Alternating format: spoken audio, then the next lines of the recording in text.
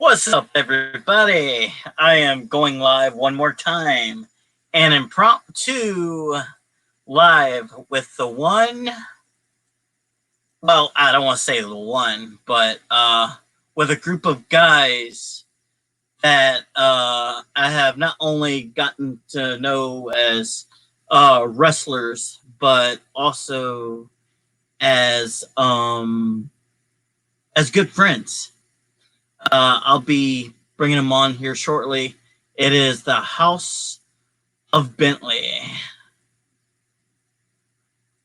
And let me get the linkage sent, and we'll get this bad boy going.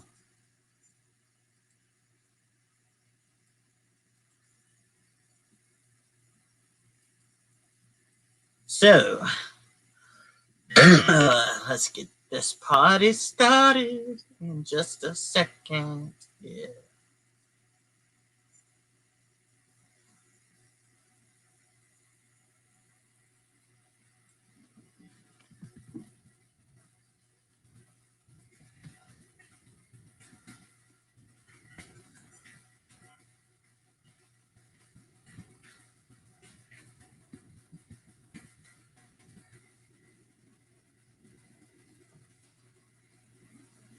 What's up, everybody? Like I said, we're doing an impromptu live. I am going to be bringing up the House of Bentley featuring Bobby Grief and one President Bentley. So this is just an interesting thing here.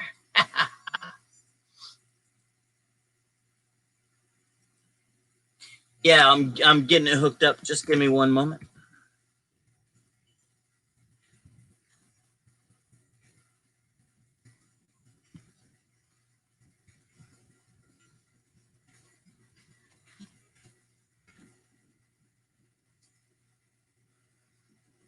Yeah, just waiting a second. They're getting it hooked up on their end, and then we'll get it going.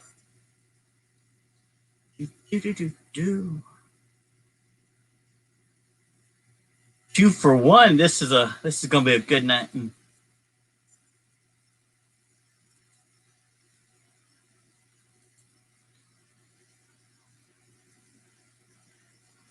And what's up, Bobby? Hey man, what's up? What's up, bro? Yeah, just share the link or share the thing on your Facebook, and we'll get some people up here and get this party started. What's up, bro? Did I break it? What are we doing? No, just whatever you want to do, my friend. How you doing, bro? How y'all doing during this weird times? Oh, we're making it, man. How about you? Oh yeah. I just wanted to say on the Koloff podcast earlier, I slipped y'all's name in it and gave y'all some love.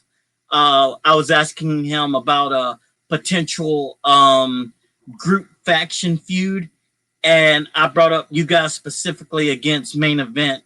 What's your take on that? I'm not gonna lie to you. I haven't seen Main Event, but I would really love to get in there and mix it up with Koloff. Heck yeah, I'd love to see that. He's one of the better big men in the indie scene right now. So I'd really love to do something with him. But if it came down to the house versus anybody, Well, that's a given. The house is going to take it home, sir. I'd pay money to see that. I'm definitely excited for that potential. What about you, Preston? Oh man, I had to abide by the rules of quarantine like everybody else. I've had my mom write letters. I've had the cops show up at my house and try to threaten me. Oh no! Oh yeah, with all these rules, laws, or whatever, Mike. And then so I disagreed strongly. I still do. And anyway, I got out today. They locked me up for about a week. I guess they were just heavy fans, but yeah, we've been locked up in LA for the last 2 months. Yeah, Los Angeles police. Oh man. Man, Yeah, man, it's been brutal. That sucks. Yeah, I mean when you're that sucks. when you're of such a celebrity status, you know, and people are jealous of you, you know. Why's he laughing? Anyway, well, I don't think he believes that we're celebrities. I've been in jail for y'all are. a week and a half.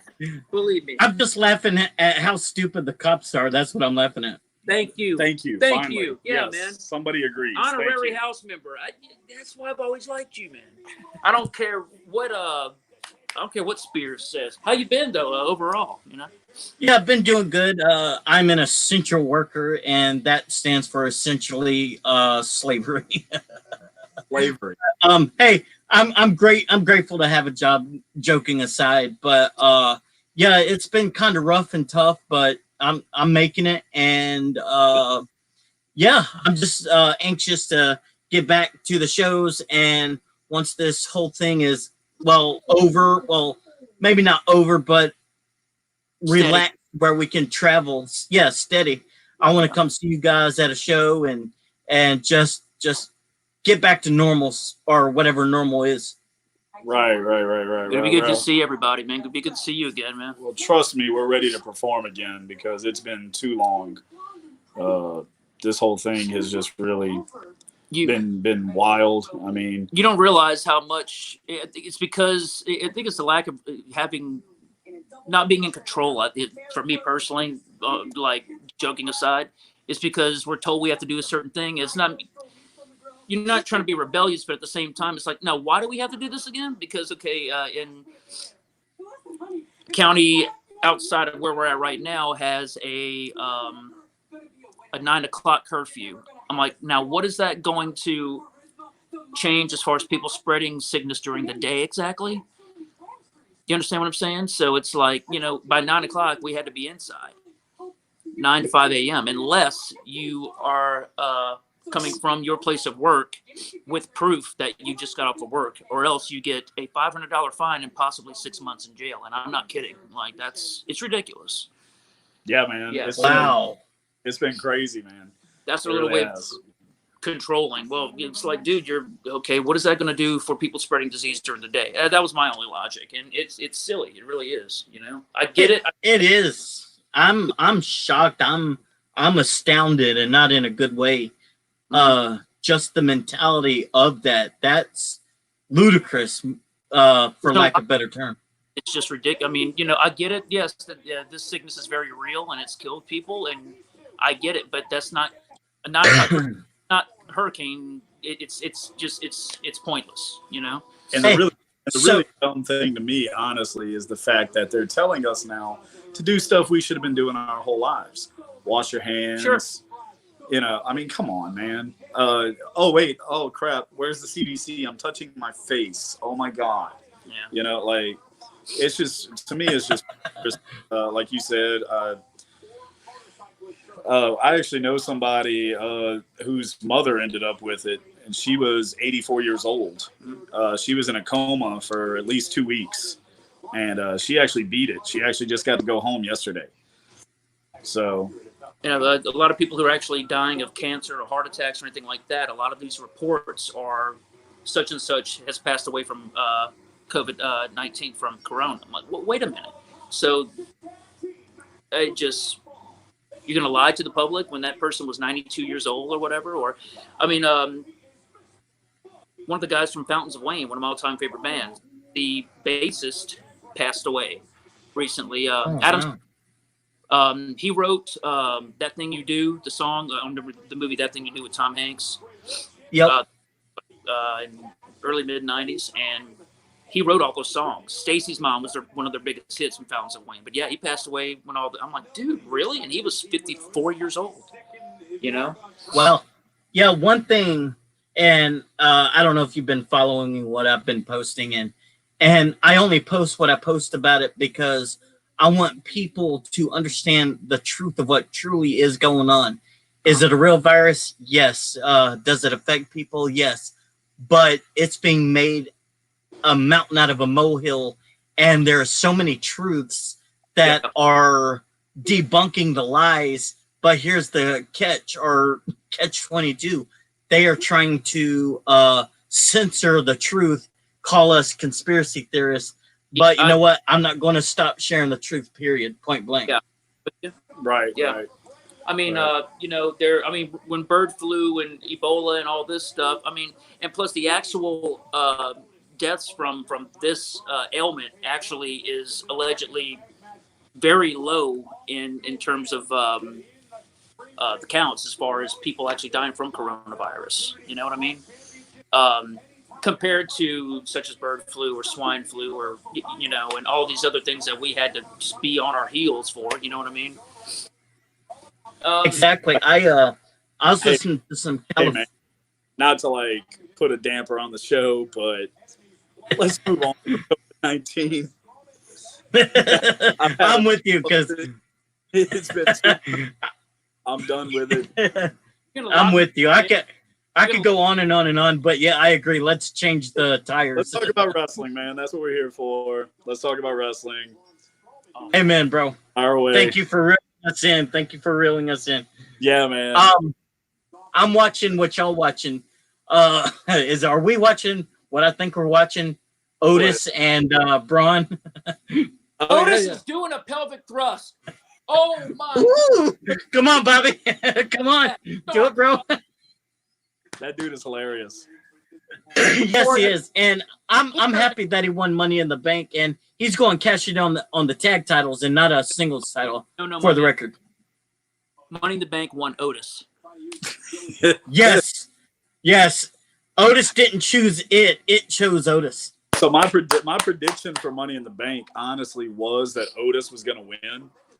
Wins every day. But Academy's winning right now. I thought that somehow he was going to both briefcases and take the other one to Mandy. Yeah. For you, Mandy. My prediction was actually Otis and Shayna Baszler. So I was half right. Oh, I got you. Yeah, I was totally right. Because if it wasn't for Otis, I don't think that Money in the Bank match would have been as entertaining. I definitely agree.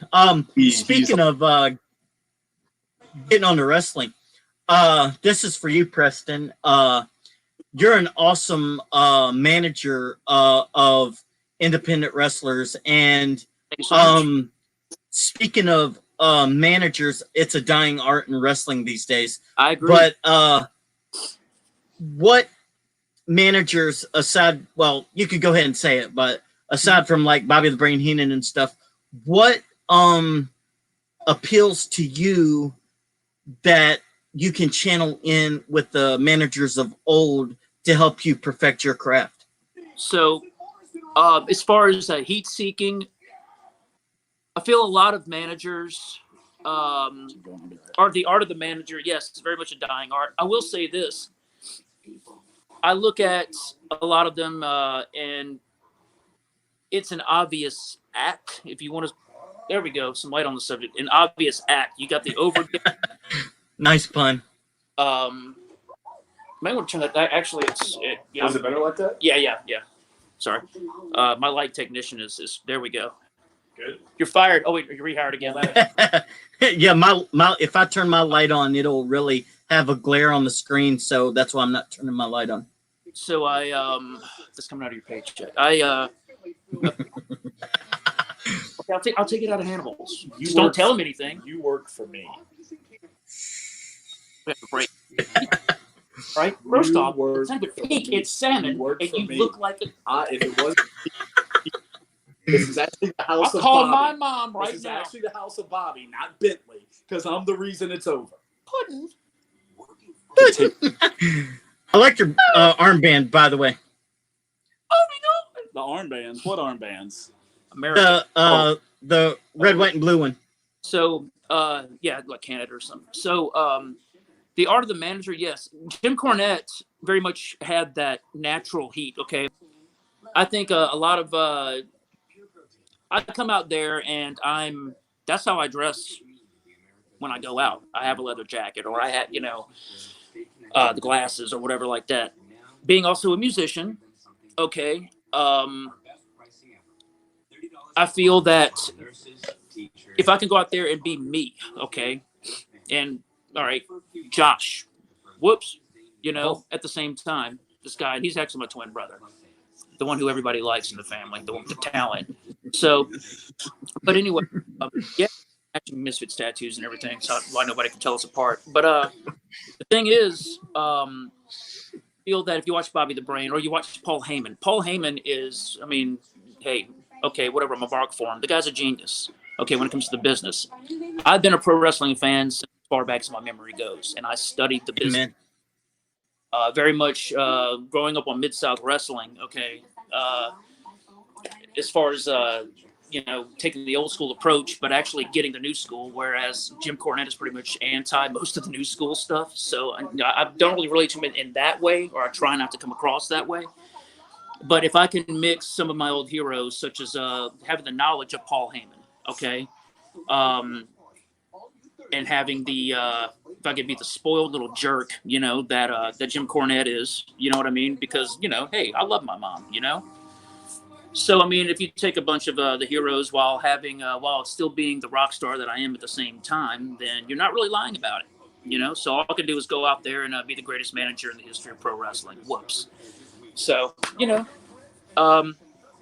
that's what I'm sticking with, and what he sticks with. He's mad at me right now, but So some legit stuff right here. Mm-hmm. Me and him became friends about 10 years ago, I want to say. Mm-hmm. And he was coming to watch me wrestle at the time. And wearing orange too. I used to wear orange. I had a whole nother character. Colorblind. But he wanted to get involved somehow. And we started him out ring announcing. I called him one day. We were putting on a show. Ring announcer couldn't show up. I called him. I'm like, hey, dude, you want to ring announce? He's like, dude, I just had a gig last night. And I was hungover. And he was hungover. And his voice was scratchy. I hadn't slept. I was like, dude, it doesn't matter. Just come.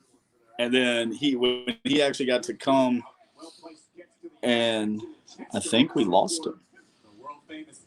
I think he went away. I'm still here, man. No, I think he's gone. Chris, you there, bro? I think he's gone. Yeah. Oh What's my up? God. I told you bored the crap out. With Vladimir too. But no, so anyways, he once he had a shot to do that, he wanted to get involved more. And we had another friend of ours, you probably know him, Ashton Spears, kind of started taking him out towards Mississippi and Florida. Cool. And that's where he kind of really found that he really wanted to be a manager and get more involved. So I know you don't follow much Louisiana indie wrestling. You don't really get a chance to, because you can't come out here. But in a short time, he's actually become one of the top most hated managers over here. I mean, there's not a lot, but and that's not a dig at him, but he's become one of the ones, when he shows up to a show, he normally gets the most spots on the card now because everybody wants to use him. Because I think everybody just wanted to beat me up. Because he goes out there and he does what he needs to do, and he gets the reaction from the fans, and that's what the whole business is about, is getting the reaction from the people sitting in the crowd to get them to come pay money again, whether it's to just see him get his butt kicked, and same with me, being a heel, that's really what you want to do. You want to get the people to want to see you get your butt kicked, So but he's done a great job. There was a guy, I don't know if you heard of him. His name's Big Ramp. Have you heard of him over here? Negative. Ramp was very instrumental in helping me get going as well. Took me under his wing, and I'll always appreciate that. Ramp is pretty much one of the top heel managers over here before he came in. Mm-hmm.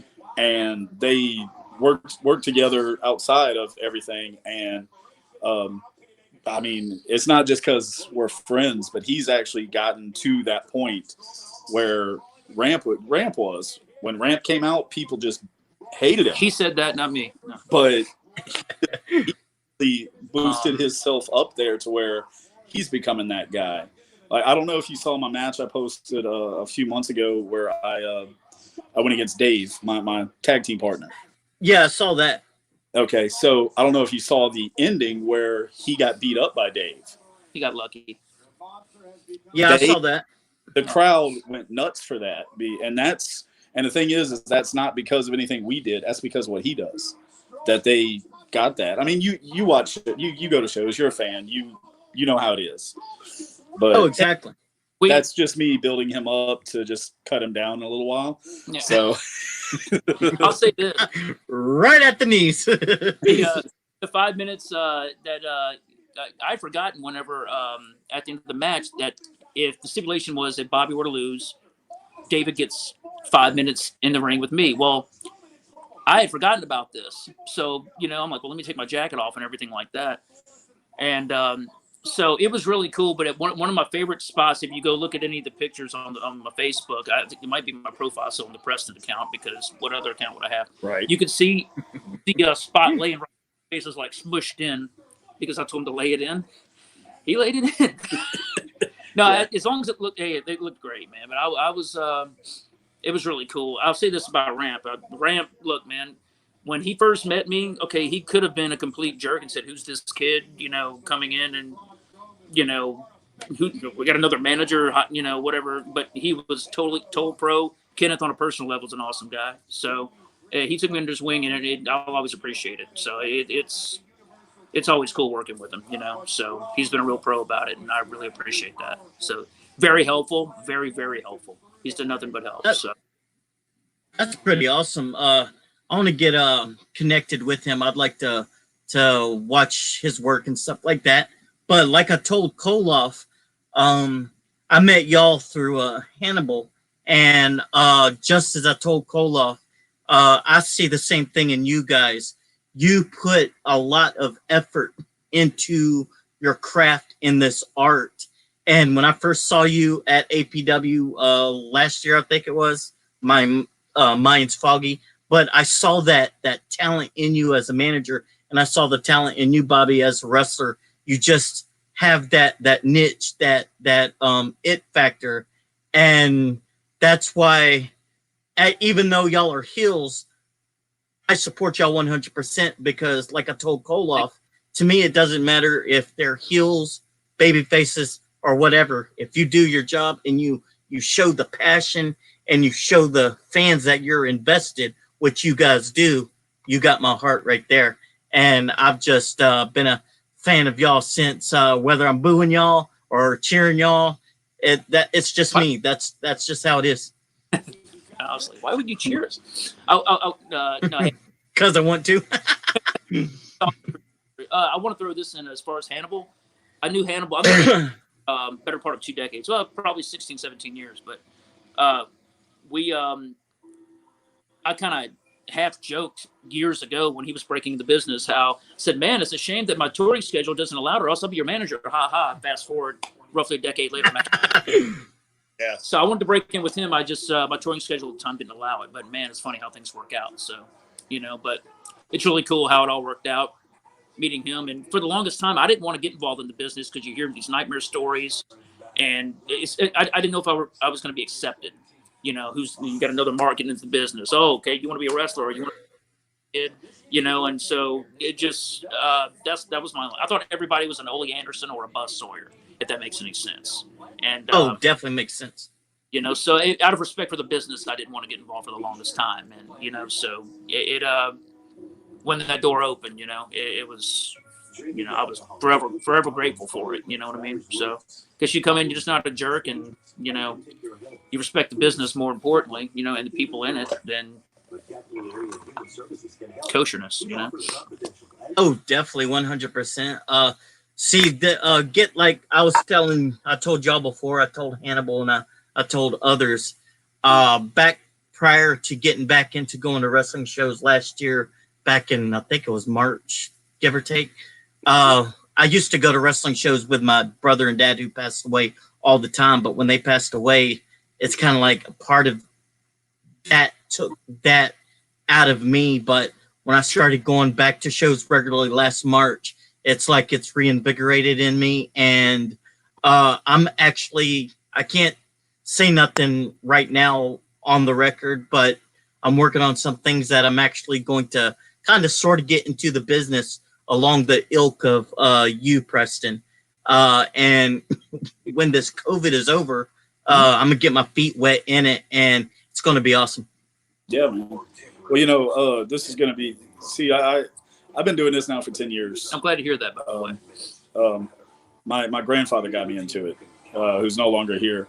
But when I was a kid and I got involved in this of watching it and everything, I had a lot of stuff going on in my life. Parents were divorced. I was moving from a different state, new friends, having to drop all my friends that I was friends with for years down where I lived. And that's kind of when I really started watching Monday Night Raw. And for those 2 hours that I was watching Raw, I forgot about anything that was going on in my life for those 2 hours because I got lost in it. Escape. So I actually had a conversation with my mom recently because, you know, mothers worry about their kids, especially when they do something like what we do. And she was like, I don't understand why you still do this. And I said, well, Mom, it's simple. It was my release from the real world back then. So now It's not a phase. to me, it's for me to be doing it. If there's somebody like you, Chris, who you've been going through something, but you go to a wrestling show, and even if it's only my match you're interested in, you know, that really just pulls you in, I feel I've paid it forward in a way because what wrestling did for me, I'm now able to do it for other people and let them get out of their what's happening in their real life for however long they're watching. And if they remember me, great. If not, hey, at least I went out there and I feel I paid it forward. I let those people forget about their worries for however long it was. So, and I'll also add that we're both still fans of the business. Oh, I'll time. speak for Hannibal when I say that too. I mean, we're watching it now, you know. Yeah, but, we were just watching SmackDown, man. I mean, you know, I think that's I can say that being in the music business for so many years and touring for so many years, the only thing that sucks in that aspect is the fact that I can't go to a concert and enjoy a concert the way I used to because there's an innocence and a naivety that you know, and I still love music and I still do it, obviously, but a lot of people get so caught up in what they're doing, they don't want anything, they're sick of it, you know, and, you know, luckily, you know, in my association with him in the last 10 years, he hasn't been sick of it yet. You know what I mean? You get frustrated with certain things like you do with anything else, but still very much fans, you know what I mean? So.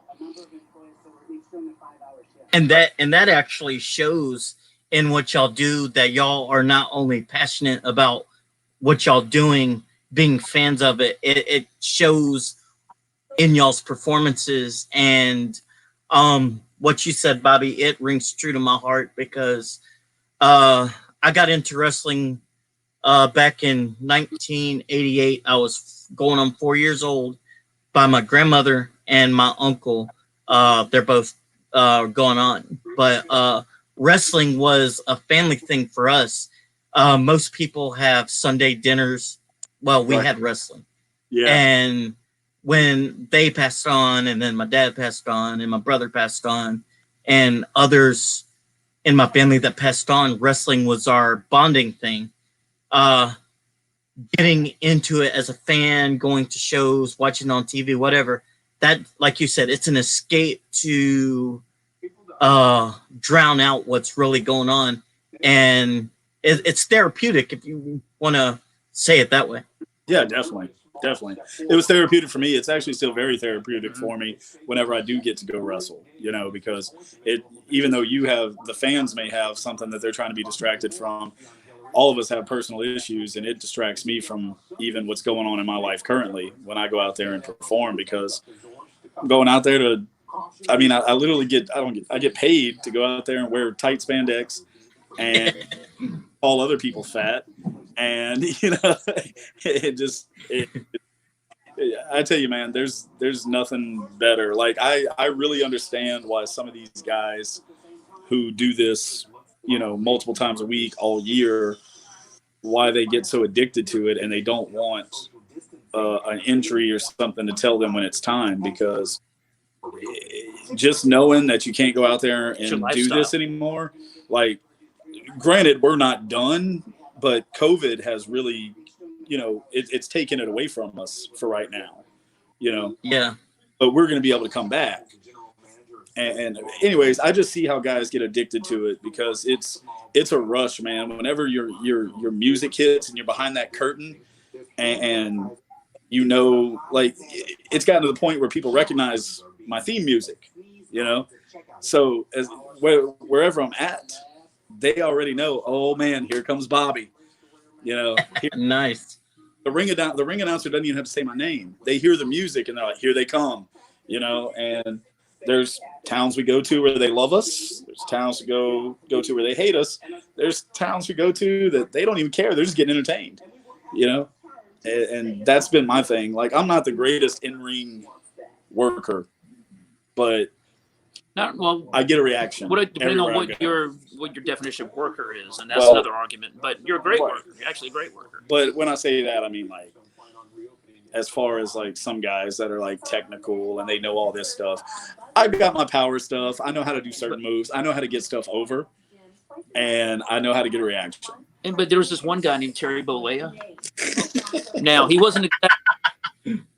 Hey guys, look, don't laugh. He was actually okay. On that, I will defend this man. He may never hit big. Okay, he goes by the Hulk or something. He doesn't paint himself green, haha. But let me tell you something. He wore a blatant red. He wore pink salmon, whatever. And let me tell you something else. This brother had a couple of main events, all right, and I dare say even held a couple of world titles, and may have gone to the box office and laughed all the way to the bank. There's more. And by the way, he wasn't a steamboat guy. Shut up. Well, shut up. I want that shirt. I want that shirt. By the way, I don't know if he's watching, but Mr. Bollea, Mr. Will Daly. Hey, Will. I worked. You were. I think you might have been there. I wrestled him. What's his name? Maze. And yes. Yeah. This is his T-shirt company. Turnbuckles and Tackles. So I just want to give him a little shout out if he's watching. If he's not, that's where I got the shirt from. Sweet. If you're looking for one, I think he even has a store on Pro Wrestling Tees. He does. And you can go on and order the shirts. So yeah, I told him I wanted something pink. Here we go. Salmon. Will made him look cool. Yeah, Will made me look really good, man. He was a professional. He really made me look good. But man, we've been hogging your time. Is there anything else? I mean, do you have questions? Actually, yeah, no. This is all about you guys getting your name out there. I love listening to what you got to say, but I do have a few things.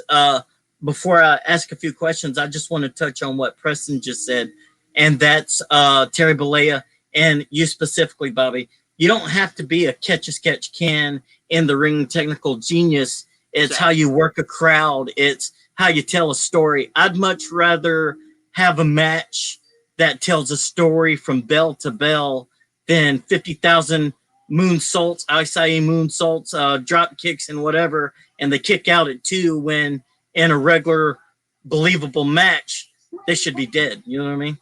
Yeah, no, I agree. Totally. And I will say, Ricky Steamboat's my all-time favorite wrestler, but it's the entertainment value, you know what I mean, is most definitely what the purists are the ones that are more snobs about it. Not to interrupt, but yeah, that was, you know. Oh no, you're fine. Yeah, a few questions I got for you guys. It's the same questions to each of you. One is it's the what do you call it? It's the cliche question, but who was your inspiration to get into wrestling in the first place? Believe it or not, you probably won't believe this because you don't know who these people are. But it wasn't anybody on television. It was nobody that worked in WWE, WCW, ECW. So I went to a show, Gulf Coast Wrestling back. I found Gulf Coast Wrestling on MySpace. So that tells you about how long it's been. We're looking at least 13, 14 years. And I went to the shows and I was sitting in the crowd and I'm watching these guys, and neither one of them wrestle anymore, but they were a tag team down here. They were called the Bayou Boys. And they were both huge guys. Like, I think both of them weighed 400 pounds apiece. And they were just, yeah, we lost him again. His Wi-Fi sucks. He needs cocks. You know anybody who works for the company that can maybe help him out? I don't. Because my mom, she's mad at him too. Yeah. Well, he lives. Oh, wait. Oh, there he is. Oh, there he is. Man, you should have heard. It's storming here a little bit, and Cox Gable, I'm grateful for it, but anytime somebody sneezes and the wind picks up a little bit, Wi-Fi goes out. Well, so to continue, it was these two guys named the Bayou Boys, big 400-pound guys, not in shape. I heard of them. And when I saw them in the ring, it kind of got me thinking. I was like, well, you know, these guys are they're not really in the best shape, but they're out there doing this. And then I saw another guy that night come out, and his name was Bronco Bob. Yep, I remember him. He's passed on, but when I saw him out there, another big guy, not in shape, you know, just a big dude. And when I saw those guys work, I was like, man, if those guys can do it, I can do it. So that was my inspiration to actually start getting into the ring and start training, was those guys. Now, of course, I have my favorites that I watched on television, but it was going to an independent show that gave me the inspiration to get in. Awesome. Yeah. You gonna answer the question now, man? Oh yeah. You've taken up the man's time. Well, and you're good. His Wi-Fi over there sucks, and you're taking up all of his time. It's all good. You know, just to get your kid in, brother. Go ahead, tell the man. Who was your inspiration? Well, not you anymore. Go ahead, tell the man. So it's all good. Now, you know what I mean? You know? And don't lie to him either. Okay, well, that's really not my inspiration. No. Dionne Warwick singing. All right, so aside from this, you know, this nut clown right here, this balloon clown, yeah, obviously he brought me into the business and got my foot in the door and all that, whatever you want to call it. But yeah, very much. But aside from him, you know, Hannibal, because I've had a long-lasting friendship with him, and I mean, you know, I'll put him over Ashton. You know, Ashton Spears. Look, hey, look, Ashton most definitely brought me in sooner than I guess was expected to come in as a manager, you know. So he lit that fire under me, so to speak. So yeah, and Chris Black as well. Chris Black has also been very helpful. I mean, from the time I came in, and these guys didn't know me from Adam, man. Mustang, of course. I'll say this, Rocket, Chris Paul. He was the first one. I remember this when we did a show in St. Gabriel. And it was one of the first shows I had done, in short, as far as managing. And, you know, I was wondering, am I even good at this? Am I getting better or worse? Do I completely suck? He was the first one in the locker room who was outside of my circle at the time, you know, who we'd only met a few times. But he walked from across the locker room after the match and walked past the other guys I was working with and said, "Hey, great job." I'm like, "Oh man, thank you." You know, that really helped. You know what I mean? It really made me realize, okay, maybe I don't completely suck at this or whatever. You know, I'm my own worst enemy, my own worst critic. At times, worst enemy. Same here. But yeah, I mean, but no. So Rocket, thank you for that. But anyway, that was the first. You know, that'll always be very, very special to me. You know, that one memory. So. And from that point on, a lot of guys have been all helpful. A lot of the guys, from the Astros to the Chris Rockets to Mustangs to this idiot to Dave, who I miss very much, beat the crap out of me, and I may or may not have deserved it. You know what I mean? But no, Hannibal, of course. Yeah, I mean, Sean Crow, naturally. You know, Robert Gotze. I mean. Dude, I mean, I can go on and on, but all these guys have been more than helpful, you know, since the time I came in. Ramp, of course, I mentioned earlier. You know what I mean? So if I haven't said it lately, guys, if y'all are listening or if y'all happen to get word of this, thank you very much. It means a lot. So awesome. Yeah, I'll be uploading this to YouTube like I did Vlad's podcast. The reason why I do this thing in the first place is I just want to get you guys out there, because you guys deserve the recognition for what y'all do. And it's just my way of helping out and contributing to the business and help contributing specifically to Gulf Coast Wrestling. Awesome, man. Yeah, we appreciate it. Thank you very much, man. Yeah, another question. I'm watching this. Sorry, I didn't mean to cut you off. I'm watching this YouTube hacker I am anonymous WWE. Who do you think it is? I have my reservations, but who do you think it is? I kind of think it's obvious. Yeah. But knowing them, they may do something with it. But I mean, I think it's obvious that it's Ali. Yeah. There's a SmackDown hacker, but there's also like a underground hacker, and this one's the underground. I think Ali's going to be the SmackDown WWE hacker, but this anonymous WWE one, it's going to be CM Punk. I just have that feeling. I got you. Yeah, that'd be kind of a cool way for him to come in if that's what he decides to do, to come back. But only if he can get that pop, only when the crowd is back and everything. Yeah, that's what they're saying. Gotcha. Yeah, I think that'd be pretty cool. I kind of miss Punk a little bit. I didn't like the way he left. Yeah. And I think he deserved every butt whooping he took in the octagon. And, I just wasn't happy the way he left. I got kind of soured on him the way he left. But yeah. No, I definitely agree. I'm still going to be a fan of his, but I agree. It was kind of sour grapes. Yeah. I mean, when Brock left back in 2004, I didn't really care about Brock too much. But when Brock came in and started doing the UFC, when I got interested in it, I was like, oh, crap, it's Brock Lesnar, And then ever since his UFC career, I've been a huge fan of Lesnar. I love watching people get mad that he's on top. I'm with you on that. I'm a big Brock fan since he came back. And that brings me to another point. What are some big pops do you remember, like in recent times? I said this on Vlad's podcast earlier, and I don't know if you'll agree with me, but when DDP took his mask off and revealed himself as Sarah's stalker, that was a legitimate pop. Bro, I'm one of the biggest DDP fans out there. So when that happened, I jumped out of my chair. But I was there for New Orleans when he turned against the NWO. I was at that show. I'll tell you two that resonate with me. It's another DDP one. When he was dressed up as La Parka. And he pulled that mask off, dude. That was insane. Now the other one I was actually there for in person, and that was the first Shawn Michaels Undertaker match at WrestleMania 25. Wow, that was just awesome to be a part of. Like the first of two, like when they went 2 years years in a row? First of two, okay, yeah, right on.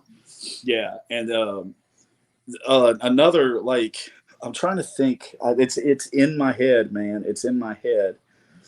When Daniel Bryan won the World Heavyweight Championship, well, the unified belt at Mania, the pop that night, there hasn't been a pop that big to me since the Attitude Era. Yeah, I can definitely agree with that. And another one that comes to mind, back in the day, it kind of got it's a not necessarily a pop, but a reaction. And Bobby the Brain Heenan, God rest his soul, kind of sort of spoiled it, but kind of didn't. Hogan NWO. But whose side is he on? Let me tell you something. I got so much. It's the first time I ever f-bombed in front of my band. And, I threw a half-eaten Subway sandwich at the television, and my dad was, my stepdad was like, "My God, boy, what the hell?" I'm like, "Hogan turned heel." He's like, "I don't care." Really? He never came back. And all never mentioned it again. He understood. That you don't have to be a wrestling fan to understand that. No, not at all, man. Not at all. But then, I mean, if you really want to go over some, I mean, anytime there's been a major heel turn, like when Seth Rollins when they did the thing where he turned on the Shield. That was crazy. Reaction-wise, I mean, dude, I didn't expect it to be Rollins that broke away from that group. I expected it to be Ambrose, honestly. Me too. I thought it was going to be Ambrose the way they were making it seem like he was the odd guy out. Yes, exactly. That's why I felt that when Rollins did it, I was kind of like, and then he went on to win Money in the Bank and do all that stuff. So, I mean, I guess they picked the right guy, because when Ambrose finally won the heavyweight championship, it was stale. They made history. on the same night. That's true. Do you remember when Dean Malenko came out as Cyclope, yes. or whatever? Cyclope, yeah. When that guy came out, I'm like, that's Dean under that hood. and it was, Against Chris Jericho. as far as pops, yeah, that was one of the biggest pops I recall as far as that era. Yeah, and probably too. Of course, like we're not allowed to speak of him anymore, you know. But the night that Benoit and Eddie were both champions at WrestleMania. Yeah. I mean, Yeah. That's an emotional moment, you know. The tap itself, man, was just. Yeah, I cried like a baby that night. And kind of coincidentally, I actually brought this up to Vladimir earlier, and he agreed. Since the moment we found out the truth, that moment was like I don't know if you would say the last, but I'd say one of the last actual wrestling moments to me there was in the business. Whenever Benoit and Eddie did that makes any sense. When they embraced, when they embraced after Mania, he just lost Wi-Fi again. Oh crap! He's frozen. Look at him, Chris. You're not moving, Chris. You're wake not up! Wake up, Chris. Oh, good. He's awake. Oh, yeah. At the end of the night, that's what you're talking about when they cry when they were. I'm fixing crash. I'll be back in a second. How does he do that? He's not even moving. He's like at the end of the main event. Okay, so that's what you're talking about. Was one of the last. Okay, it was because it was genuine. Because it was genuine. I think he said, yeah. I think he agrees. I think he does too. Christopher. You graduated mime college. We're all proud of you. Yeah. Yeah, my Wi-Fi sucks tonight for some reason. Blame it on the Wi-Fi. It's all good, man. It's all good. But I agree with you on that. Totally. I got to keep looking at his eyes to see if he's. Is he moving?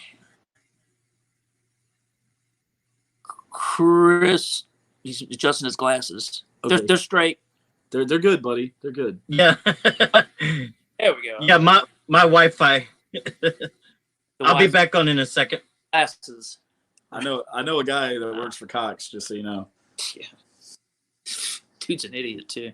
Oh yeah. What a mark. Oh yeah. Yeah. Yeah. Yeah. Yeah. Cox Cable is not on my you heard it happy list right now. Yeah. I do have a cold. No, he wished COVID-19 upon my prestige health. You know, but Chris,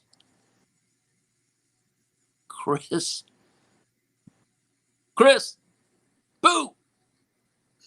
Yeah, I'm here. Okay. All right. Sorry. No. Yeah, the TV is on my glasses. I'm watching the YouTube on my TV if the Wi-Fi would work. If you move to the northeast a little bit, I can actually see what's going on the television. You know? Never mind. But yeah. I wouldn't mind doing that, honestly. Getting some better cable, something. Yeah, I agree. Cox sucks. You're really tight with this guy, I guess, huh? The guy who works for Cox. Is that your way of getting free cable? It's my brother. And he claims you? You don't have God. No, but you know, but I'll say this, Chris, can you hear me? Well, I'll say this anyway, if somebody can hear me. I'm more than over this whole pandemic. Yeah, I can hear y'all. And okay, cool. And yes, yeah. we're forward to he's gone. It's delayed. He's got issues. Just let it don't blame Chris. I mean, it's my goodness. Well, look, in just a second. Look, see, told you. Do not say that about him. You missed it. Look, like magic. We just have a little bit of weather tonight, and it's done this. Beautiful Bobby magic. You saw that? I called it. He would pop up right there. Yes, you got that magic touch, bro. That's right. Yeah, tonight. I don't know why it's. We have a bit of a weather today, and every time we have any small inkling of weather, Cox Cable does this, and it's aggravating. I would hook up hardwire, but I don't have any Ethernet cords, so I'm kind of stuck with this crappy Wi-Fi. Gotcha. Hey man, That's all good. you're making it work, baby. You're making it work. I'm on Cox Wi-Fi as well, but mine hasn't dropped. I'm just saying. Yeah, you're not having weather, are y'all? I'm a VIP in Southern California, just so you know. Oh, cool. Yeah, we've actually been having wildfires here in Pensacola and Milton and Destin and Beulah, so this rain is kind of needed. So I can't be too upset with it. That's cool. Yeah, totally. You're probably getting the crap that Louisiana had a few days ago. Yeah, I think so too, because I was checking the what do you call it, the radar at work, and it said it would be the worst part would be later this evening. So I'm guessing that's what we're getting right now. I got you. But yeah, I got a few more questions. I don't want to keep y'all up too late, but I do have a few more questions. It's only 7:06 out here, bro. Hey, we could go all night. I'm good with that. I'm off tomorrow. California, brother. Awesome. And here, yeah, Wisconsin, yeah. But no, what of y'all's earliest recollections, what major show did y'all go to, whether it was WCW or WWE, that something major happened that you could say, hey, I was there? Okay. I'll say this. I have to jump in with both feet here. This is how I became a wrestling fan. I was very young, and I was about 5. My grandfather, the match was Hacksaw Jim Duggan versus Mad Dog Buzz Sawyer. There was a lot of blood and a lot of pain. Sweet. Back then, you didn't have security. You had the Baton Rouge police. Okay? My grandfather never, ever got upset about anything. I remember Mad Dog Buzz Sawyer with his big Bruiser Brody fur boots. Okay, at the time they were Mad Dog's boots, covered head to toe, all 5'2" of them. As my grandfather screaming in his face, challenging him to a fight, and there's like 2 cops in between both of them, and Mad Dog had a smile on his face. That scared the crap out of me, and I was hooked. Bobby, what's yours? So we went home on that, didn't we? Thanks a lot, Preston. Hey, Chris, did that bore you, man? Or you just like, Bobby still got one? Get ready. Okay.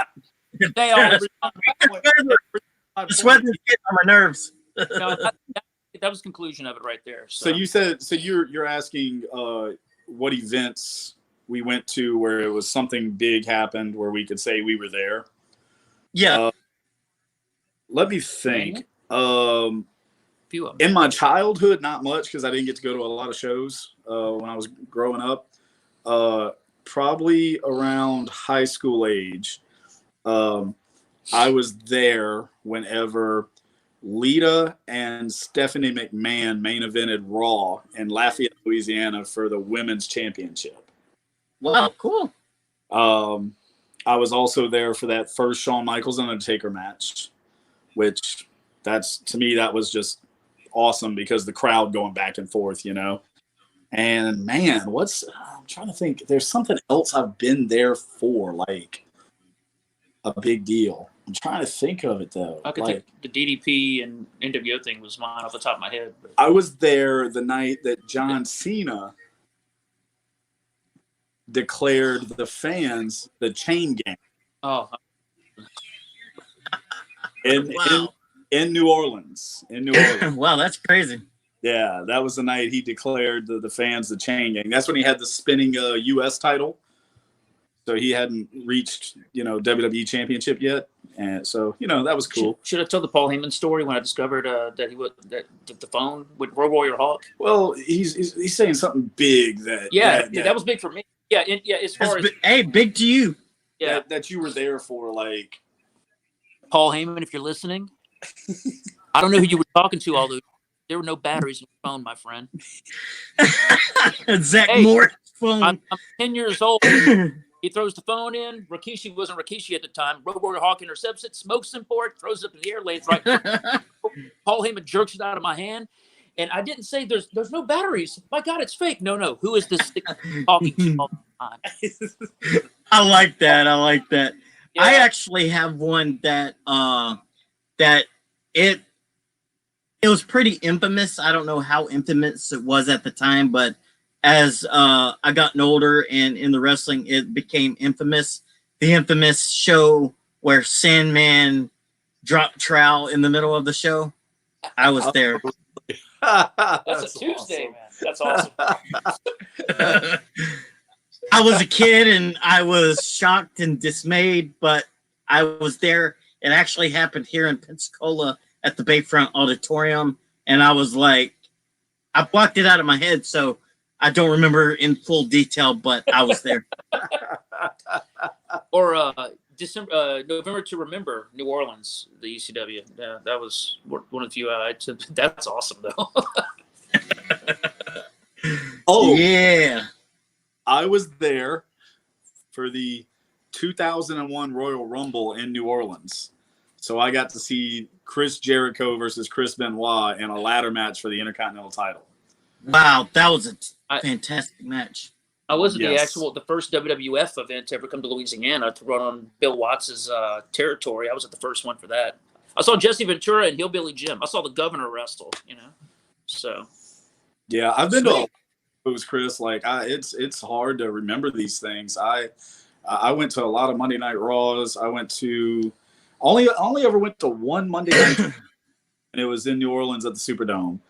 And I've been to a lot of Raw, SmackDown. I've been to the Royal Rumble once. I've now been to 6 WrestleManias, and I think that's about it as far as I've been to big one shows with go. him. Yeah, like there's so many, man. As far as I will say this, that for a house show, Roddy Piper did win the WWF World Title from Ric Flair. Wow. Yeah. Cool. He was IC champion at the time, cage match, and I kept wondering why. I'm like, wait a minute. Roddy clearly won the other night in Baton Rouge. But, yeah, it wasn't a TV taping. As a young kid, I was so pissed off. Roddy won! I remember two events that y'all probably remember. Well, one you will remember, and one little trivia that you may not know, but I'll go ahead and tell you the one you will remember. The Mr. America lie detector test SmackDown, where I was there. What he invents. I was watching that recently, man. That's cool. Yeah, I was there. One of my friends, he's on the fire department. My late brother was on the fire department, and him and my brother were like tight like that. His name is Bobby. He's actually, I can't remember what segment, but his face was plastered all over the screen. And I never let him forget it. Each time we meet up, I say, "What's up, beautiful Bobby?" And not only an honor to you, but on the when he was on the TV, everybody was chanting during commercial break, "Beautiful Bobby." It was just awesome. Hey, I'm sure you do. You got WWE Network, right? Oh yeah. Okay, go look up whenever you get a chance. Monday Night Raw from October 1st of 2001. Okay? Whenever Paul Heyman is receiving faxes and he's talking trash to the crowd and saying, What? Take a look at the crowd and let me know when you watch it. Oh, definitely. I'll definitely do that. And here's a trivia question that y'all may not know. I was at a WCW house show here, and during Goldberg's infamous streak, he, way before he got to 100, whatever it was, and even though it wasn't televised, I don't think they had it count, but he was facing Sick Boy of Raven's Flock and got disqualified. Just saying. So he lost. I knew it. William, you are a jobber in my eyes, my good man. Wasn't undefeated. Yep. What it was is it was Sick Boy versus Goldberg in a 1-on-1 match, and Billy Kidman was taunting Goldberg but didn't officially interfere or anything, and Goldberg grabbed a chair and hit Sick Boy, and he got DQ'd. Oh wow! I'll throw this. Or I could have been part of when Vince bought WCW. I had played at La Vila all that weekend. My band did at the time. And the reason we had to drive back, I lived in Atlanta at the time, from Panama City Beach to Atlanta was because my bass player had to work the next day. So we played Friday, Saturday, left on Sunday. And so he could have been there for the final Monday Nitro. Yeah. So yeah. Wow, cool. By day. And I got back to my my apartment in Atlanta, and I thought there was something wrong with my television. I said, "Why it's Vince on both channels? The hell, you know?" And I'm like, "Oh man!" So yeah, I was definitely mad at my bassist for having a second job. Like, you do well playing music. Why? I've spoken to him since. No, I'm kidding. Hey, Chuck. But he's a pilot now. The name on the contract does say McMahon, but it says Shane McMahon. I watched WrestleMania 17 the other day and saw that promo. I was like, man, I can't believe that's already been 19 years ago. March of wow. Yeah, that's crazy. March of 01, man. That was 19 years ago. Wow. I did sit at the table with Jeremy Borash and Disco Inferno when they were talking about the old TNA thing. When Jeremy Borash was talking about, well, Jeff is starting a new. Jeremy Borash was actually my neighbor when I lived in Atlanta. I forgot to put that in. He lived under me. Yeah. Wow. Yeah, that's what. So it's weird, you know, but yeah, Disco was very drunk too. Good old JB. He didn't dance. Hey, I'll be honest with you. This is just my opinion, but to me, Disco was underrated as a wrestler. He was way better than his character. Oh, totally, definitely. I totally agree with that. It worked, man. It just worked. Now, when it came into his feud, you know, with Dean Malenko. I'm sorry. What about Dean? Yeah, the feud with Disco and Dean Malenko. Yeah, that was a very underrated feud. I agree. Totally. I miss Dean, man. Dean was the Iceman was one of my favorite. I mean, at that period, as far as in-ring work. All the Iceman. Yeah, you remember that in WCW when he had the Iceman gimmick because he showed no emotion. Oh yeah, and him and Jericho had a good feud too. Yeah. Well, when he came out under the hood that time, the Battle Royal. Yeah, I remember that. Oh, and another underrated feud in WCW days: Rick Martel, Booker T. I don't know if you remember that. We were talking about that recently. We were recently because that was the Monday Nitro that I was telling you about. That was the night that TV title. Booker was TV champ. And Martel came out to save him. And then Martel was like, I want a title shot. And then that's when they started that feud. So, yeah, we were just talking about this the other night. And if you want to see something really funny, you go back and watch that Monday Nitro. At the end of the event, when the NWO hits the ring and there's all kind of crap going on in the ring, watch the crowd which would be on the camera side. The camera's pointing that way. Watch in the front row. Right there, a fan, he reaches over and grabs his buddy and puts him in the torture rack. What date was that? I got to go back and see it. It's January of '97. I want to say 17th, 18th, or 19th. I don't remember the exact date, but it was. I tell you how you'll find out. It's the night that Tyson showed up on Monday Night Raw. Oh. Okay, yeah. That same night, because I was so mad when I got home and found out that Tyson was on Raw that I was at Nitro. But go watch that event. It's at the end. And this guy, he just grabs his friend, picks him up, and puts him in the torture rack. That sounds fun. This weekend, I'm going to get my oil change, and then I'm going to watch nothing but the network. Yeah, man. I've been watching the network a good bit lately just to kind of look at some old stuff. I'm usually not big on watching old wrestling, especially if I already know the outcome. But every now and again, I go in there and I try to find something. You know, like I went back to 2001 and I watched the Royal Rumble. I watched No Way Out, WrestleMania, and then I watched a little bit of, I think it was Backlash for that year. So I'm trying to do all of 2001 because that was pretty much my last year of wrestling where everything was still kind of Attitude Era-ish. Mm-hmm. Yep. So I was like, let me go back and watch this stuff because Kurt Angle was on top. He's pretty much my favorite wrestler. Stone Cold was there. That was when The Rock left to go make movies. all kinds of stuff happened that year. The invasion angle. Shane talked about Kane and Bud yet. Oh, I was there for that too. Yeah. I was there for that. Yeah. I was there for that. When Shane McMahon was feuding with Kane, and Kane tied him to the ring post and then shocked him. That's what I was laughing at. Yes, I was there. That's crazy. Oh God, what else? The Scorpion King has a tiny ding-a-ling. Oh, bro. Yes. Oh, bro, the Hurricane. That was some of the best. That was some of the best, man. You've been watching The Rock dress this whole time? When he said that, easy, big fella. Easy, big fella. Yeah, I watched the old wrestling to reminisce. What's that? I watch old wrestling to reminisce of the golden days. Yeah, World Class and UWF. That's where I usually. Those are my two. Old Mid-South UWF. UWF was only in existence for about a year and a half because that was Bill Watts' answer to Vince taking over.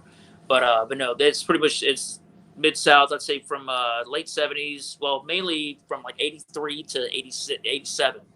As far as the Mid-South era was my favorite, along with World Class, especially the early to mid 80s for about 3 or 4 years.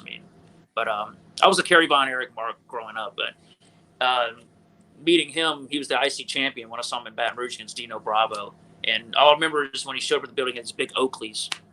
And like, oh, that's Kerry Von Erich. But yeah. Oh, and Ultimate Warrior pinning Andre in Baton Rouge in 7 seconds. Oh, wow. What the heck? I don't even know if that was really Warrior, dude. He clotheslined Boss twice. He went down splash. I'm like, well, okay. He just got the IC title back from Rick Rude. I forgot about that. But yeah, that brings me up to a good point there. We see in today's wrestling like 50,000 flips and stuff for a finisher. I remember Dino Bravo's finishing move was a simple side slam.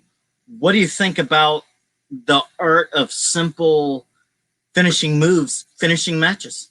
Bringing credibility back to moves like that. You were talking earlier, we were discussing what's a movie you haven't seen in a while. You said the abdominal stretch. And I'm like, wow, I haven't seen the abdominal stretch in a minute. The way Steamboat did a flying body press off the top rope. Tito Santana had a flying forearm I've always been a mark for. You know what I mean? Which would be a spot move now. You know what I mean? It was a finish then. It just so many things have changed. You know what I mean? But yeah, you bring up Dino Bravo's side slam. Wow, yeah, I forgot about that one. And yeah, that was his finish. The thing that sucks about wrestling these days is fans are spoiled too. The fans have been spoiled for years.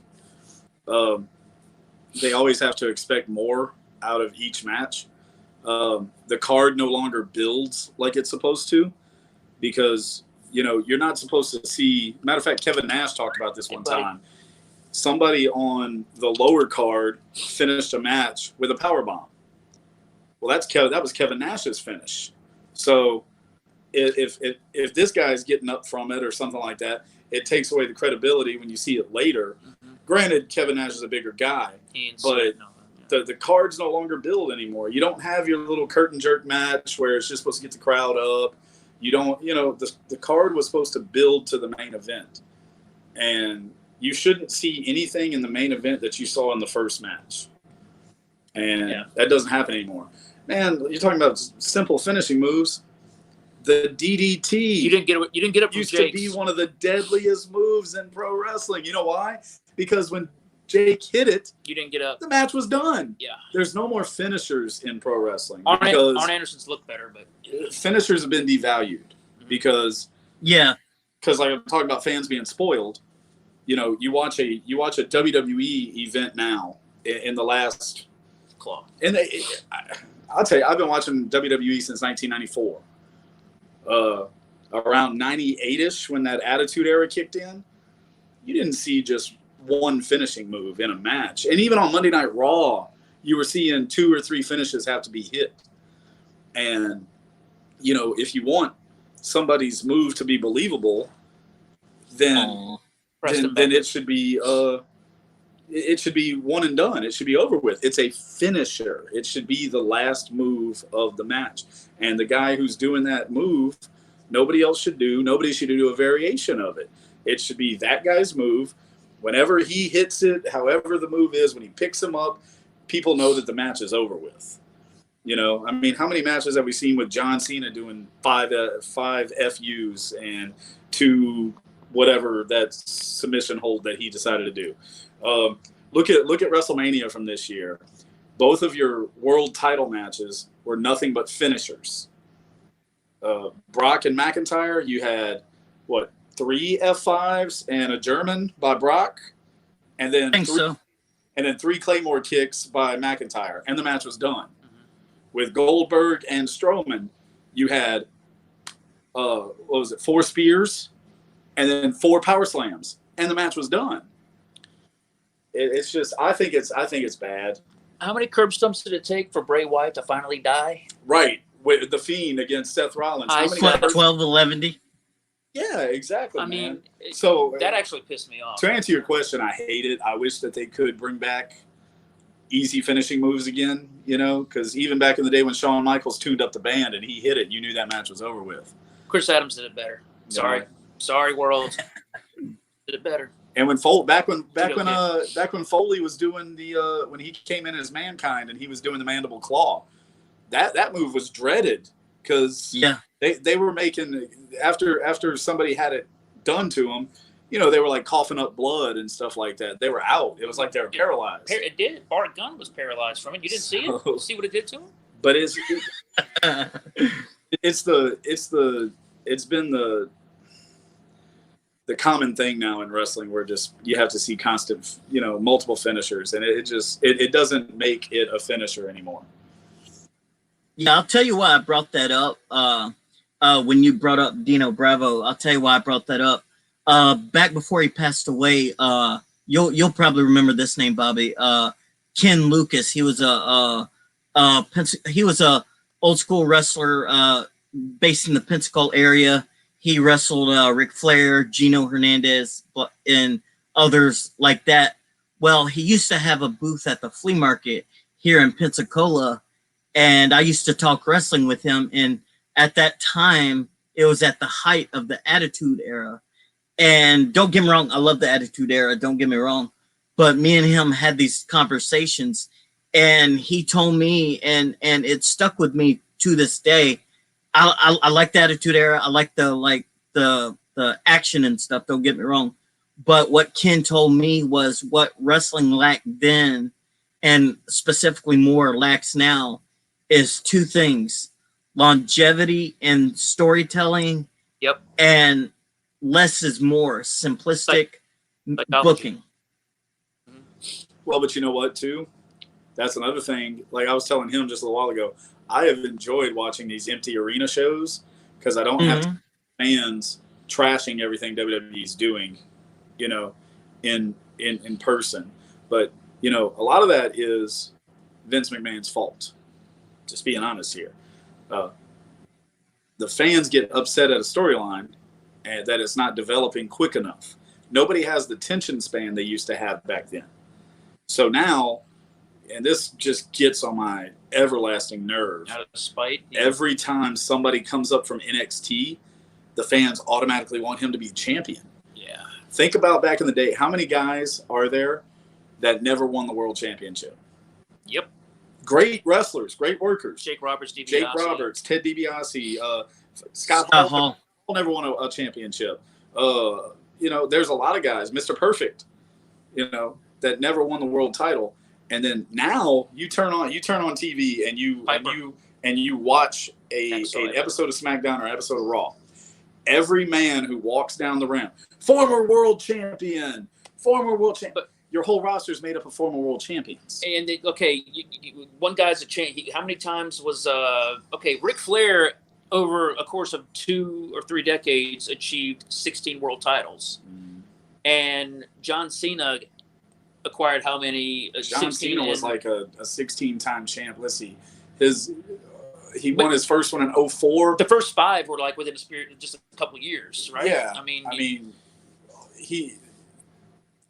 when did he win that 16th? That was 2017. So in 13 years, John Cena won 16 world titles. Mm-hmm. You know, and everybody's a former world champion. Kofi Kingston's now a former world champion. You know, Daniel Bryan. Jake Hader. Even freaking Dolph Ziggler, he only held it for a couple days, but he's a former world champion. Everybody that comes down the ramp should not be a former world champion. You know, I don't like that. I think we might have held one somewhere up in there too at this point. You know, I mean, it's just It's aggravating, honestly, because it devalues. Okay, granted, there's no real value in a championship belt in wrestling. Used properly can make a star, but you know, it's used to build somebody. Yeah. Back in the day, what did the IC title do? That built that guy because he was going to be the next guy to go after the world title. But now, I mean, they've got so many belts and there's so many people on the roster that, you know, the fans, they don't want to see long title reigns anymore. It's killed the credibility of the title. It's whoever the flavor of the month is. You know, everyone's a booker. Everybody loved Roman Reigns a few years ago. They wanted him to win the Royal Rumble. He didn't win it. They were mad. The next year, Vince gives it to him. They're booing the crap out of him because they thought it should have been Daniel Bryan. You know, and I don't like wrestling fans these days. I'm just being honest. But I mean, everybody knows the curtain being pulled back, kayfabe. I mean, if you want it, I mean, you know, let's face it. I mean, it's killed wrestling, the business part of it. You know, the internet's killed wrestling too. You know,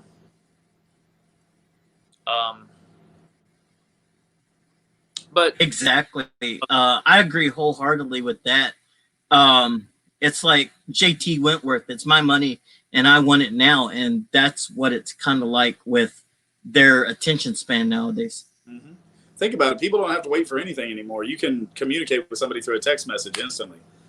You know, you can send an email. You don't have to wait for snail mail anymore.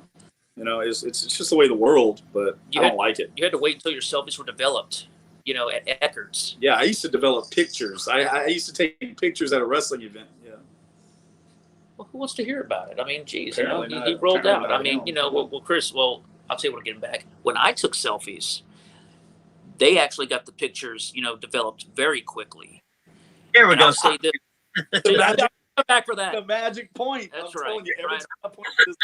Stupid Wi-Fi. I'm getting aggravated with it, but I'm calming down. But no, I'm with you. I agree 100%. It's like they want instant gratification instead of letting it slow build and slow burn and grow organically. And like you said, Preston, it's just kayfabe is dead, and that hurts me to a lot of degrees.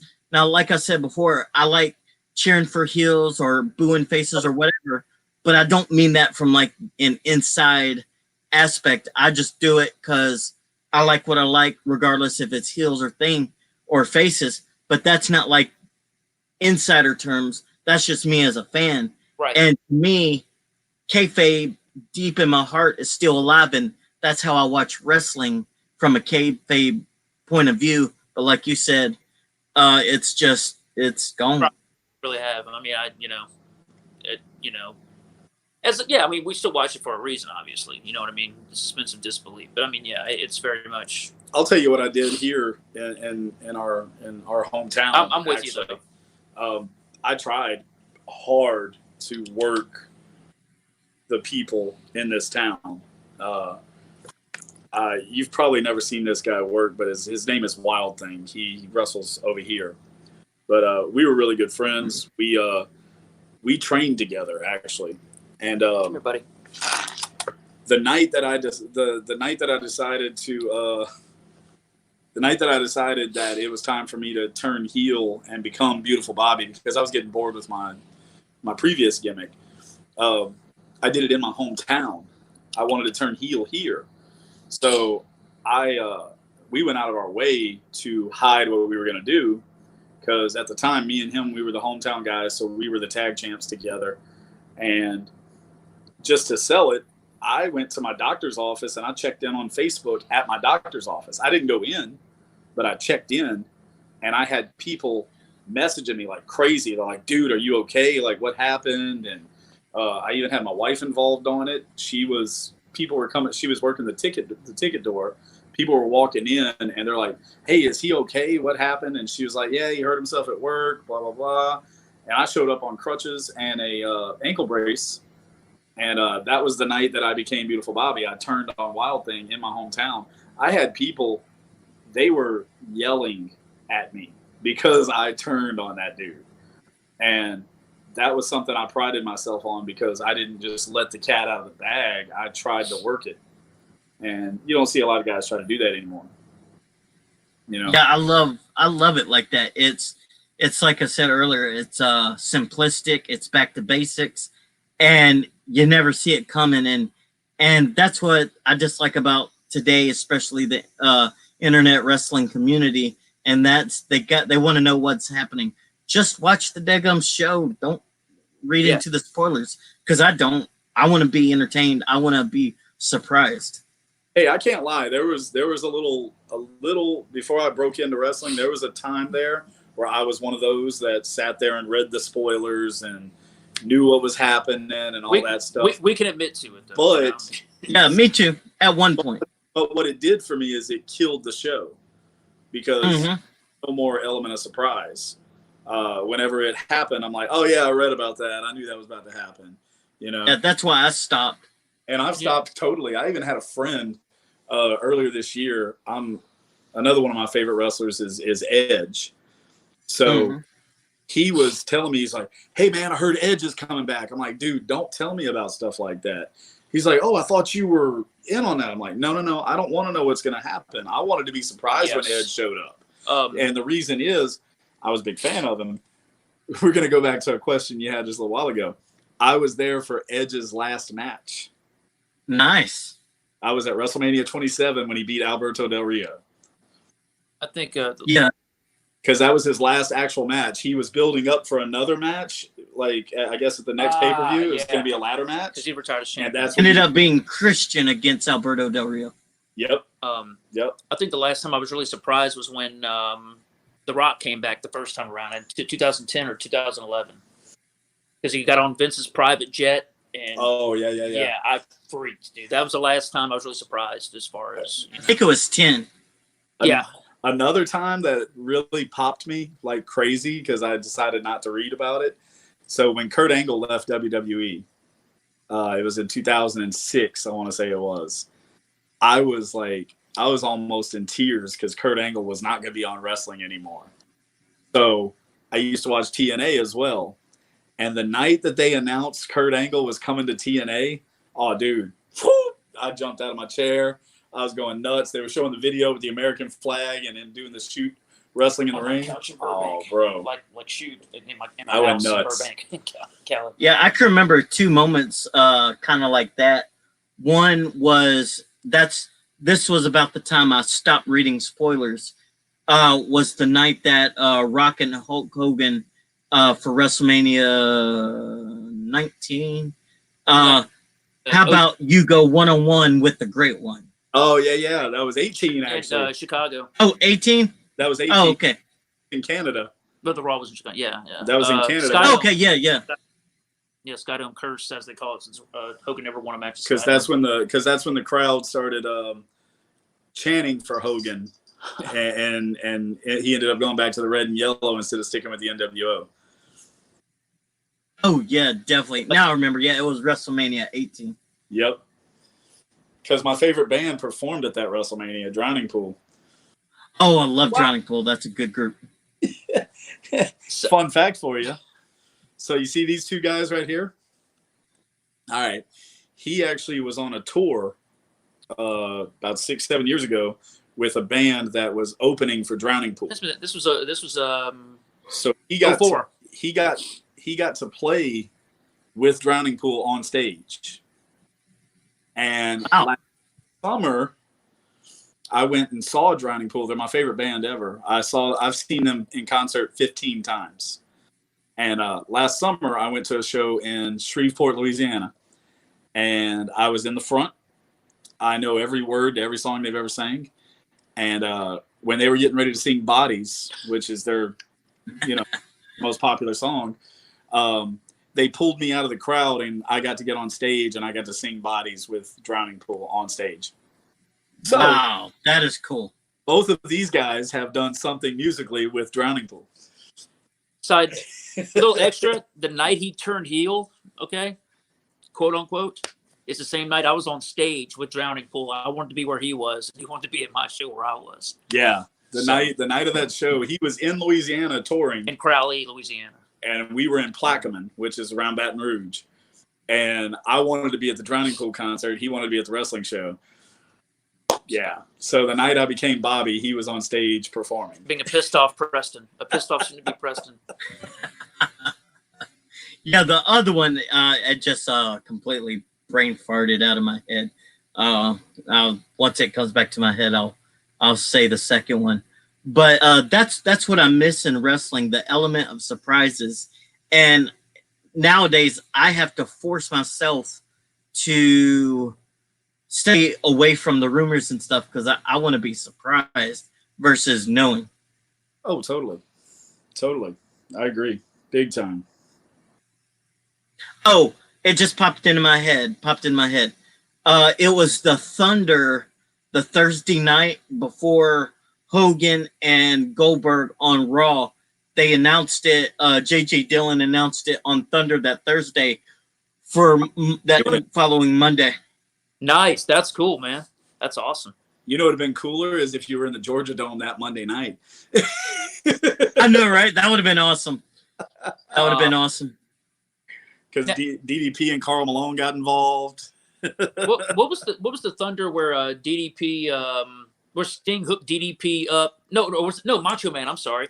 Sting came down from the Raptors, hooked Macho Man up to the cable, and they went up. And Macho Man was they both went up. That was in Baton Rouge. I actually saw that as a kid too.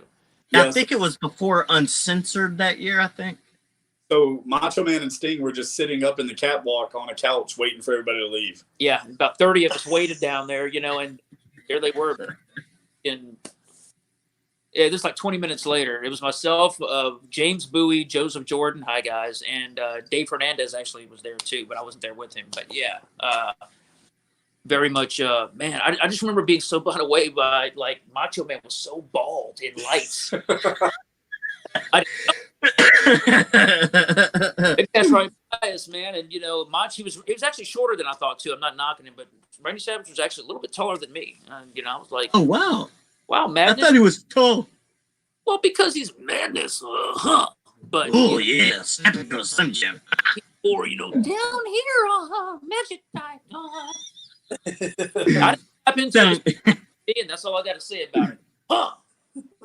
Yeah. Speaking of like with y'all's moments with Drowning Pool and stuff like that, mine is a wrestling one. That SmackDown lie detector test SmackDown.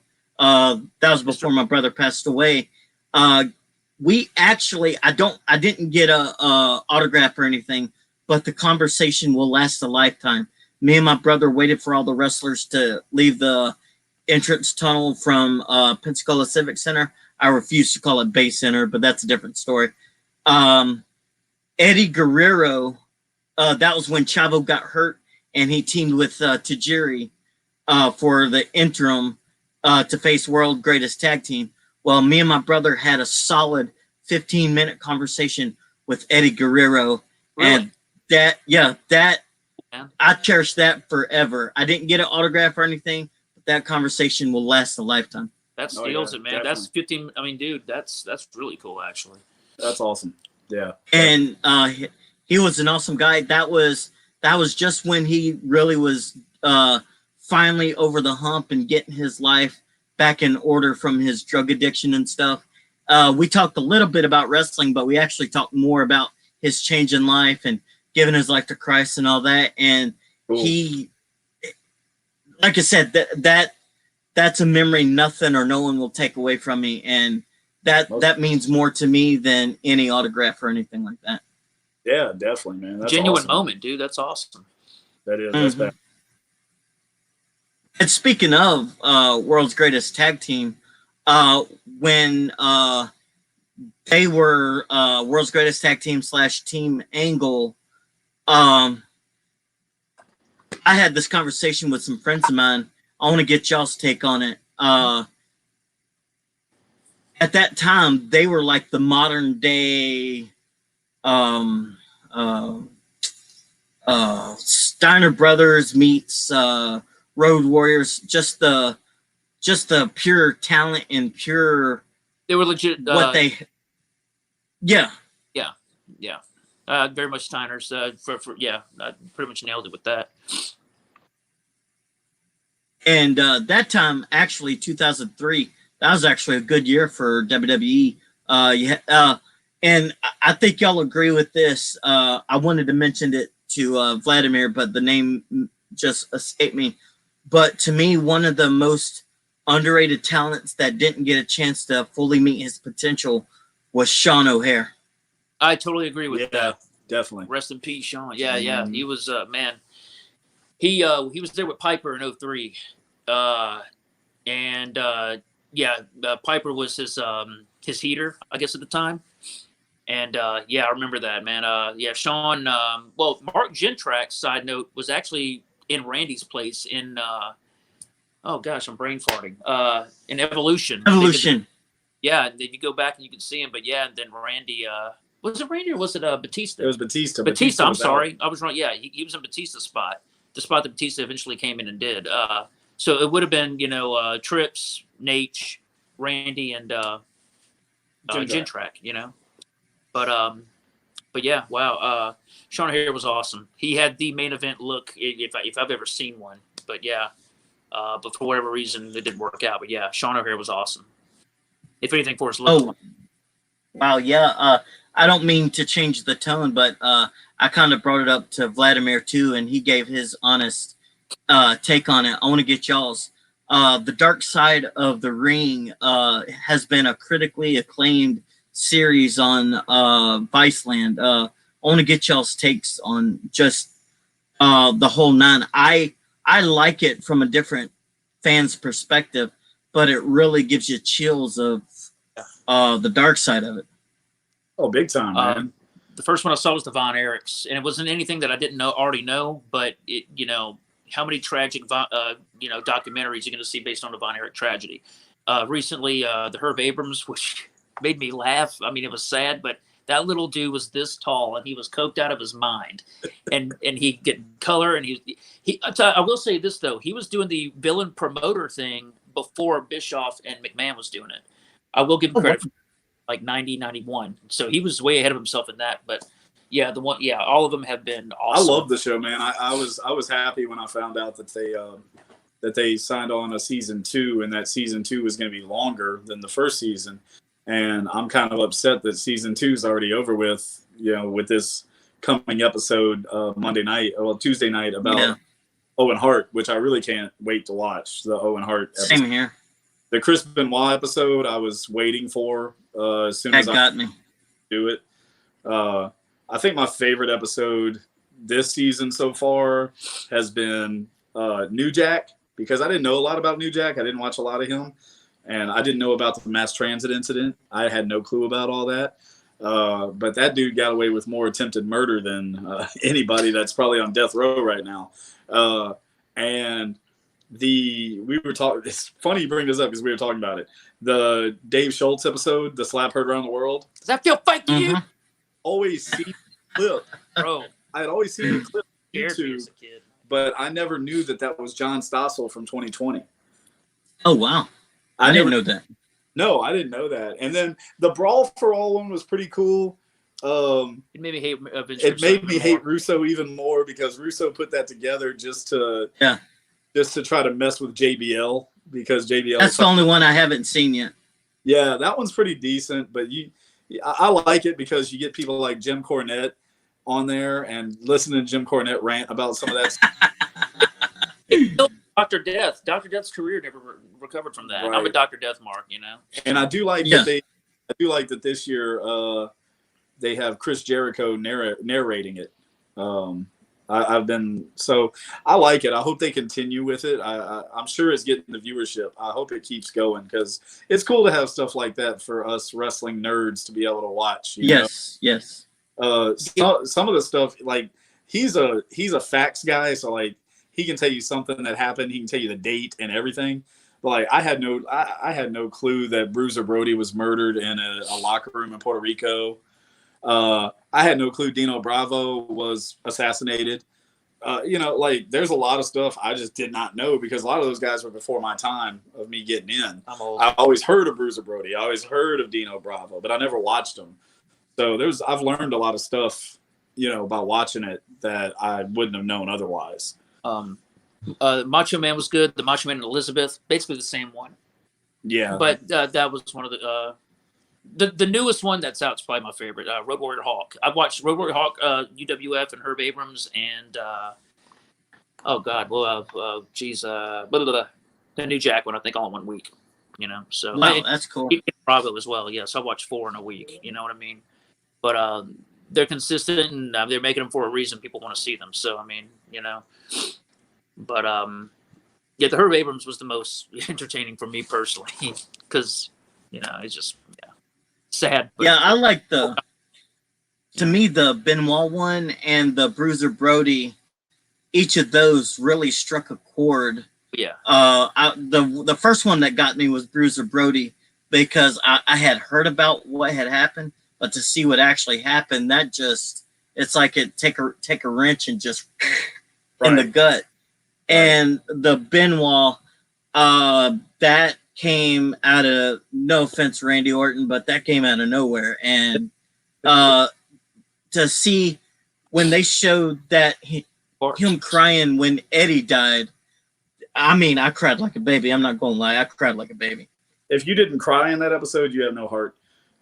Exactly. That, and I think what made that one emotional too is I've lived through it.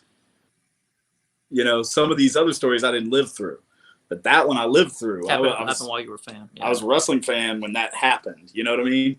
So, and I still remember vaguely of them saying Chris Benoit's dead. I'm like, wait, what? You said rest in peace at the back. I'll be right back. You know, and I'm like, Chris Benoit? Like, Chris Benoit is like only 40 years old. 38. 39, actually. Yeah. I think it was 39. He was 39 when that happened. It showed his date of birth when they paying tribute at show open. I'm like, what? Yeah, yeah. That's right. He was 39 when he died. Yeah. Sure was. Oh, Wi-Fi. I'm a slap.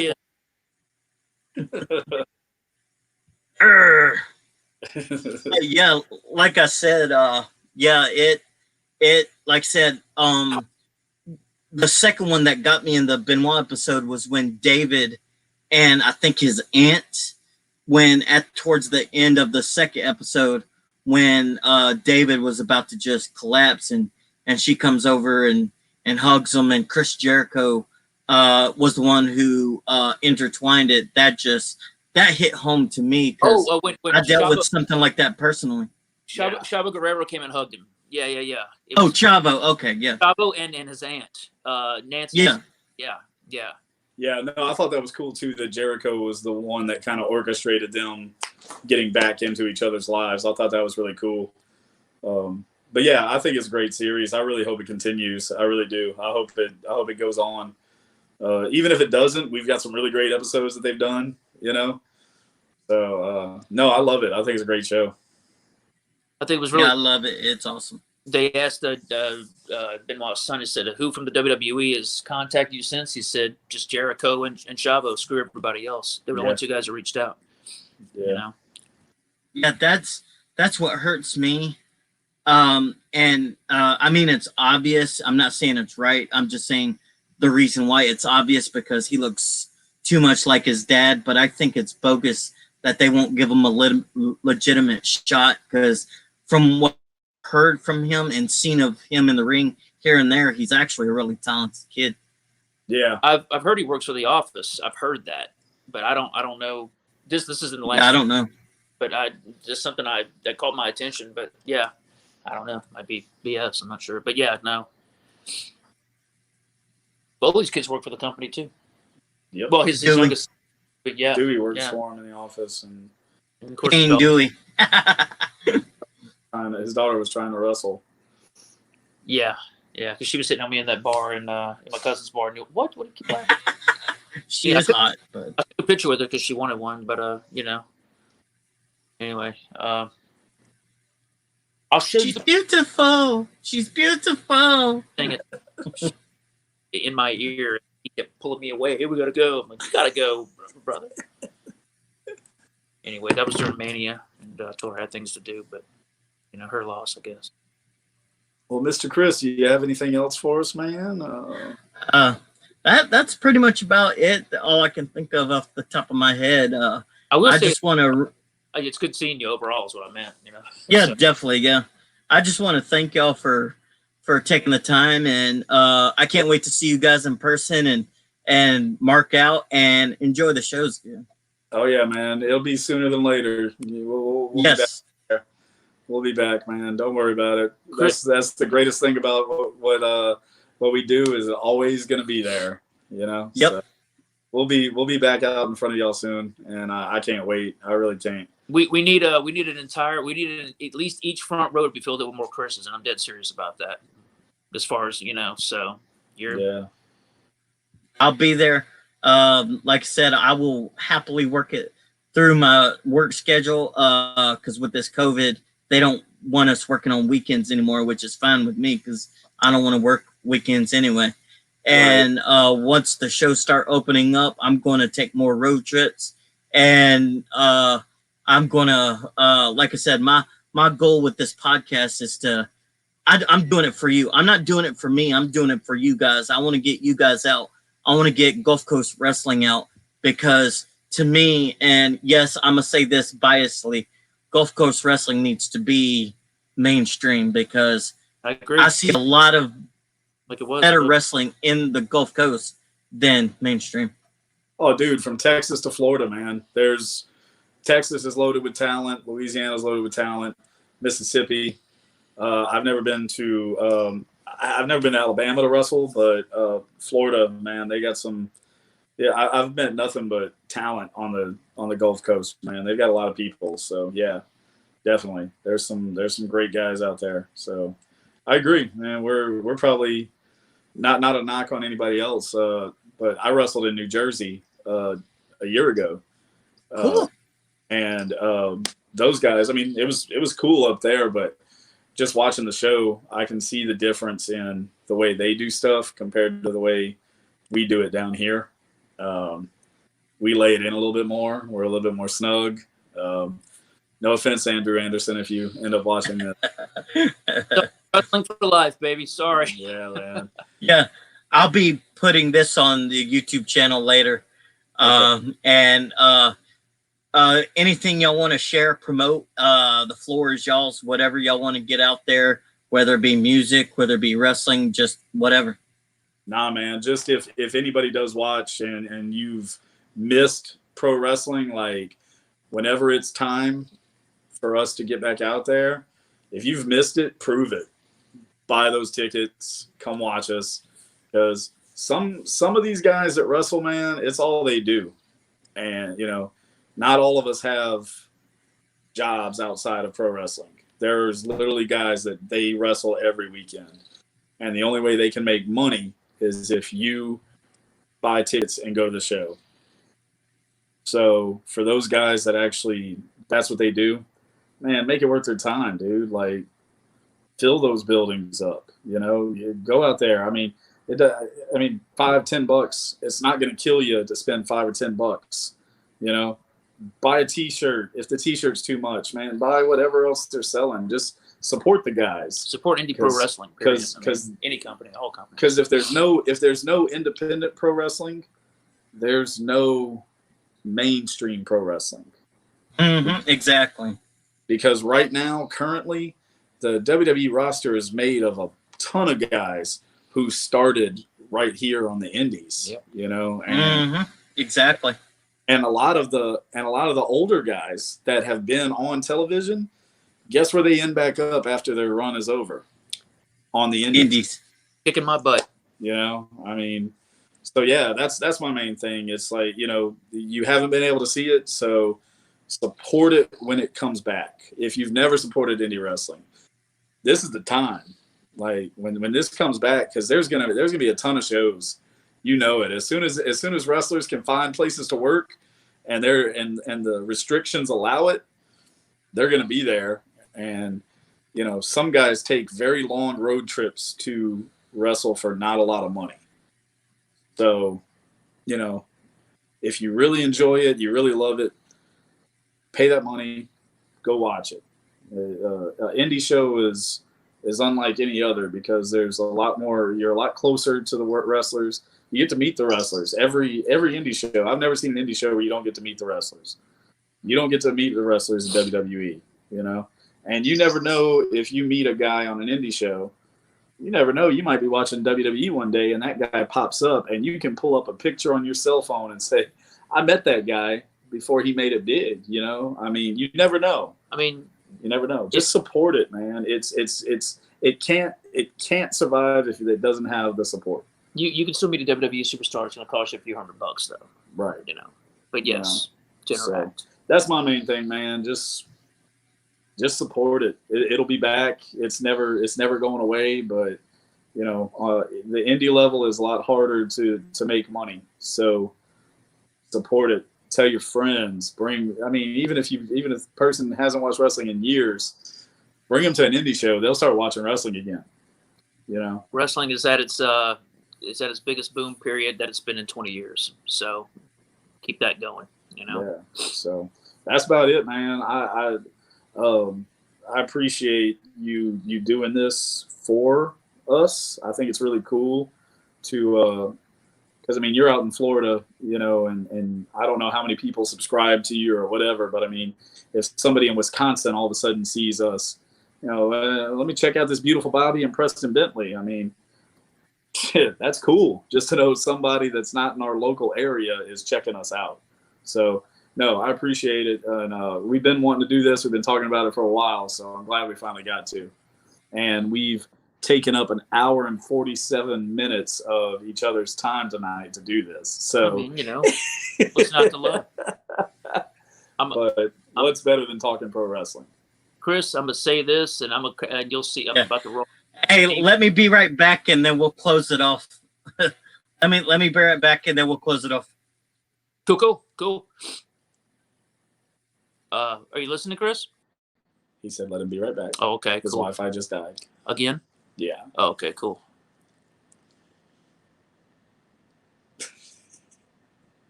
So when I got those selfies developed at Eckert's, they were like, "These are."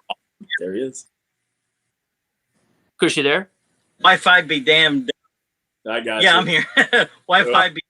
I'll let him finish it off. Get you guys. You'll understand my exit. I thought Preston the cat was actually behind me. But you know, I want to thank you for everything you've done, all the shows, all the support, what you're doing here. You know, so you know, we need 500 more like you at every show. You know what I mean? Thank you. I appreciate that. That means a lot. And when I told you Haus for life, I mean I'm Haus for life. And on that note, later, guys. Thank you, guys. Heading off. Check my YouTube channel. This will be added to it. Thank you all. Good night.